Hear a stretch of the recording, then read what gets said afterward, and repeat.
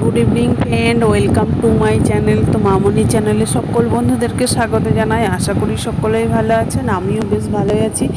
আজও একটা দুর্দান্ত স্বাদের রেসিপি নিয়ে চলে এলাম। আগে রেসিপিটা দেখে নেওয়া যাক, তারপরে বলবো কী রেসিপি।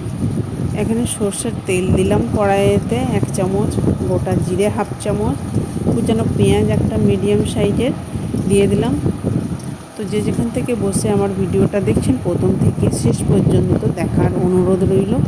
দিয়ে দিলাম কাঁচা লঙ্কা কুচি, 2 থেকে 3টি কুচিয়ে রেখেছিলাম কাঁচা লঙ্কা, সেটাও দিয়ে দিলাম। শুকনো মশলার মধ্যে আছে হলুদ, জিরে, ধনে গুঁড়ো ও লঙ্কা গুঁড়ো।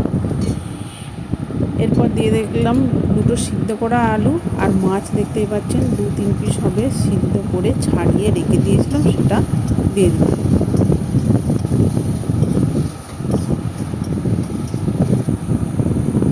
দিয়ে দিলাম স্বাদ মতো লবণ।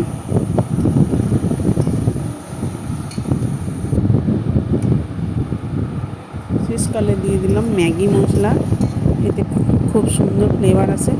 তো মাছ আর আলু পুরটা আমার বেশ ভালো মতো হয়ে গেল, নামিয়ে নিলাম। এরপর দেখুন এখানে পাঁপড় নিয়েছি, মাধুরী পাঁপড়, তো যে কোনো পাঁপড়ই আপনারা নিতে পারেন। তো দেখুন জলেতে ডুবিয়ে তুলে নিলাম। জলে বেশিক্ষণ ডুবিয়েও রাখা চলবে না, পাঁপড়গুলো তাহলে ভেঙে যাবে। আমি ডুবিয়ে 2 পিঠ ভালোভাবে তুলে নিলাম। এরপর মাঝখানে বেশ খানিকটা পুর দিয়ে দিলাম। দেখুন এরপর চারিদিক মুড়ে দিচ্ছি। পাঁপড়টা কিন্তু ভেঙেও যায়নি, অথচ মুড়াও হয়ে গেল কত সুন্দর। তো আপনাদের বোঝার সুবিধার জন্য আরও একটা আপনাদেরকে বানিয়ে দেখিয়ে দেব। পাঁপড়টা আবার 2 পিঠে বেশ উল্টে পাল্টে মানে জলে ডুবিয়ে ভিজিয়ে নিলাম।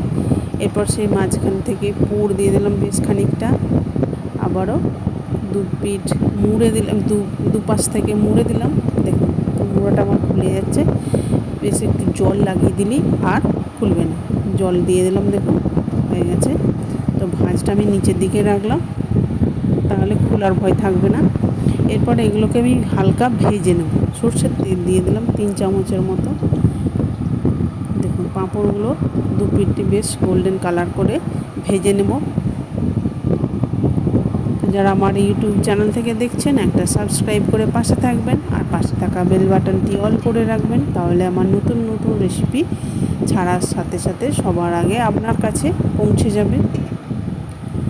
আর যারা আমার চ্যানেলে পুরনো বন্ধু আছেন, তারা তো সাবস্ক্রাইব করেইছেন, তাদের জন্য আমার অসংখ্য অসংখ্য ধন্যবাদ, অপরন্ত ভালোবাসা। এরপর এই কড়াইয়ের মধ্যে সর্ষের তেল দিয়ে দিলাম 2 চামচ, গোটা জিরে 1/2 চামচ, পেঁয়াজ কুচানো, লঙ্কা, আদা রসুন বাটা 1 চামচ করে দিয়ে দিলাম। আদা রসুন আর পেঁয়াজের কাঁচা গন্ধটা চলে গেলে দিয়ে দিলাম টমেটো। শুকনো মশলার মধ্যে আছে জিরে, হলুদ, লঙ্কা গুঁড়ো, কাশ্মীরি লঙ্কা। সামান্য জল দিয়ে দিলাম, শুকনো মশলাটা পুড়ে যাবে তা না হলে। জল দিয়ে তারপর স্বাদ মতো লবণ দিয়ে বেশ কিছুক্ষণ আমি কষিয়ে নেব। তো কষানো আমার হয়ে গেছে, জল দিয়ে দিলাম। গ্রেভিটা ফুটে উঠলে ভেজে রাখা পুর ভরা পাঁপড়গুলো দেখুন দিয়ে দিলাম। ঢাকা দিয়ে 5 মিনিট রেখে দিলেই হবে। দেখুন একটা তুলে দেখাচ্ছি।